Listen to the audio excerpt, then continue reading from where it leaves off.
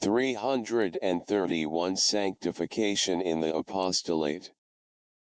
Presence of God, give me light, O God, that I may recognize the graces you have prepared for me to lead me to sanctity, help me to correspond with them.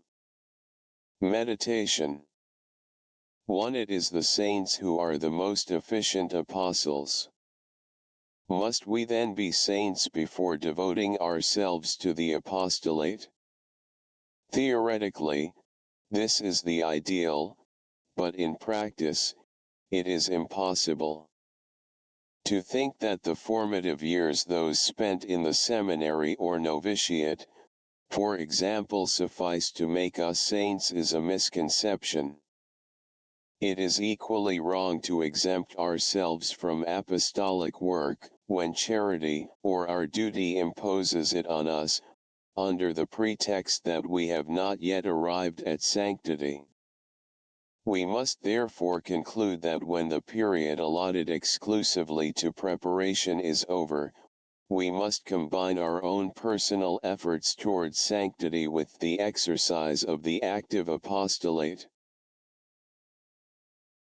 In other words, apostles must sanctify themselves in the apostolate and by means of it. To sanctify yourself in view of and by means of the apostolate, these should be the marching orders of a diocesan priest. We would be giving the light to the Church, to the life of Jesus, and the lives of all the saints, if we said that the exterior apostolate is incompatible with personal sanctity. These words, spoken by the servant of God, Don Papi, to priests, are equally true for all apostles, cleric or lay, religious or secular. Every apostle should be convinced that precisely in his own field of labor and nowhere else will he find all the graces necessary to sanctify himself, to attain intimate union with God. When a person gives himself to the apostolate, not by his own choice, nor because of a natural attraction for activity, but solely in answer to a call from God, he can be certain that, since God has willed him to engage in the apostolate, and as he also wills him to be a saint, that the apostolate will provide him with the means to become one. God cannot condemn to mediocrity one who, in order to do his will, and out of love for him, is burdened with apostolic labors and responsibilities. No, brethren, Don Papi continues, the active life is not a night in which the light of the ideal is extinguished. If so many apostles have lost their light, you should not lose confidence, but humble yourselves profoundly because of your weakness, and then more abundant grace will surely bring you success. Do you not know that difficulties and obstacles are sometimes transformed into helps under the wonderful action of grace, and may contribute greatly to good? Certus sum, you can say with St. Paul, I am certain that no creature in the world has the power to draw me away from the road to sanctity. In the measure that an apostle is docile and faithful to grace, God will purify him, refine him, and sanctify him, precisely by means of his apostolic labors. 2. The conviction that we can sanctify ourselves in the midst of our work does not prevent us from having that silent longing for recollection, that desire for solitude and intimacy with God which often accompanies an apostle in his activities, becoming so keen at times that it casts a veil of nostalgia over his life. Anyone who has tasted, even in a slight degree, the infinite beauty and goodness of God, cannot fail to experience an overwhelming longing and need for him. This is a good sign. It means that the apostle has not permitted himself to be pervaded and distracted by exterior occupations, and that, although living in the world, he is not of the world, but really tends toward God. Even if this longing should at times become painful, the apostle must not be disturbed nor believe that he has mistaken his way. This pain will purify him and lead him to God.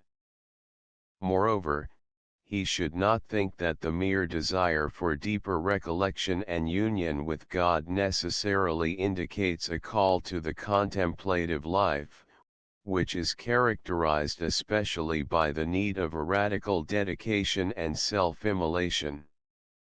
An insistent call to a deeper interior life should be considered rather as a grace given to protect the apostle against the dangers of the exterior life. It is the bulwark, the enclosure wall of his spiritual life. However, the desire for God should be satisfied.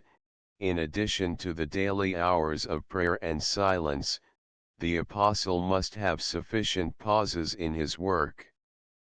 Monthly and yearly retreats are indispensable, and even more leisure for recollection must be taken after periods of intense activity. It would be a fatal error to allow oneself to become so absorbed in work that time could no longer be found for concentration on God in intimate heart-to-heart conversation with Him. Not even from the standpoint of greater generosity should an apostle renounce his hours of prayer. But at the same time, he must go to his work calmly and confidently, ever mindful of the fact that, until he has attained to full maturity in the spiritual life, he will not be able to escape the conflict between action and contemplation, action which tries to draw him away from contemplation, and contemplation which would like to prolong itself beyond the appointed time. He must make every effort to maintain an equilibrium, avoiding both extremes, and unifying his life by means of love. Before the conflict is settled in perfect harmony, a long road must be traversed, where it is absolutely necessary to give oneself to activity with great prudence, and to be very faithful to prayer, being careful not to allow the time allotted for it to be encroached upon. O my God, how few saintly apostles there are! How rare are your real friends! O Lord, I am on fire with longing for the coming of your kingdom in the souls of apostles. I am on fire, but I am so poor that I shall be consumed before this kingdom comes. O Lord, make me a holy apostle, because a saint can accomplish more with one word than an ordinary worker can with a whole series of speeches. Without sanctity, I am like sounding brass or a tinkling cymbal, and you, O God, speak only through the mouths of the saints. Give me sanctity then, as it alone can enlighten minds, move hearts, and renew them. O my God, do not permit me to deal in tinsel or to be an empty vessel. It is hard to sanctify oneself in the apostolate. There are many obstacles and dangers to be encountered. Shall I then retire in discouragement? No, my God, because if my will is good, I shall always be aided by your grace, and where there is grace, the way which leads to the end, to sanctity, will always be found. Then what have I to fear? Your grace is with me, you yourself are with me and in me. And if you, O God, enter the battle with me, what can I call an obstacle? Would it be tribulation or sorrow, hunger, or nakedness, danger, persecution, or the sword. I shall overcome all these difficulties with your help, for you love me, and will not abandon me. Leaning on you, O Lord, I am certain that nothing in the world has the power to separate me from the way of sanctity. I am certain because you want apostles to be saints, because you are infinitely good, infinitely powerful, and faithful to your promises, and because you are infinitely merciful, Don Papi.